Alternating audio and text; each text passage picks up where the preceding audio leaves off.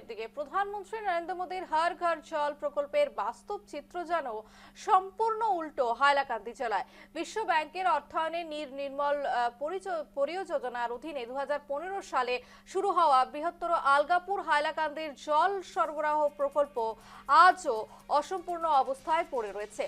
কাটাখাল নদীর জল পরিশোধন করে 14টি গ্রাম পঞ্চায়েতের শতাধিক গ্রামের 1 লক্ষেরও বেশি মানুষের ঘরে বিশুদ্ধ পানীয় জল পৌঁছে দেওয়ার লক্ষ্য নেওয়া হলেও 1 দশক পেরিয়েও প্রকল্প বাস্তবায়িত হয়নি।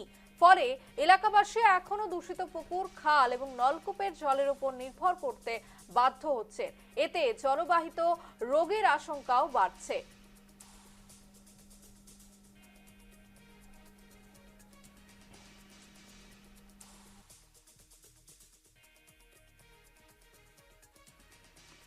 হাইলাকান্দিতে 140 কোটি টাকার একটি জল প্রকল্প সম্পূর্ণ ভূত বাংলায় পরিণত হচ্ছে।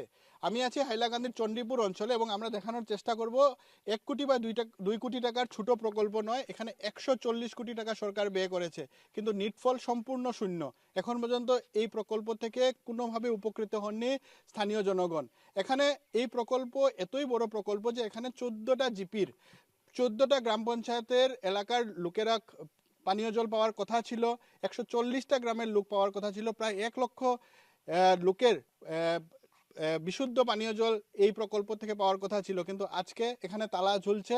এবং যে ঠিকাদার সংস্থা আছে দিল্লির SN ইনফোটেক বলে, সে দেখা গেছে আধা কাজ করে পালিয়ে গেছে। সবচেয়ে বড় কথা হলো হাহাকার করছে এই অঞ্চলের 14টা জিপি, অর্থাৎ প্রায় 140 কোটি টাকা খরচ করার পরেও দেখা গেছে যে পানীয় জল থেকে বঞ্চিত হাইলাকান্দির 14টা জিপির প্রায় 140টি গ্রামের লোক। দীর্ঘদিন থেকে এই প্রকল্পটা অকেজো পড়ে আছে। প্রায় অনেক টাকা খরচ করে এটা সরকার বানিয়েছিল। এটা মানে সম্পূর্ণ ওয়ার্ল্ড ব্যাংকের প্রজেক্ট।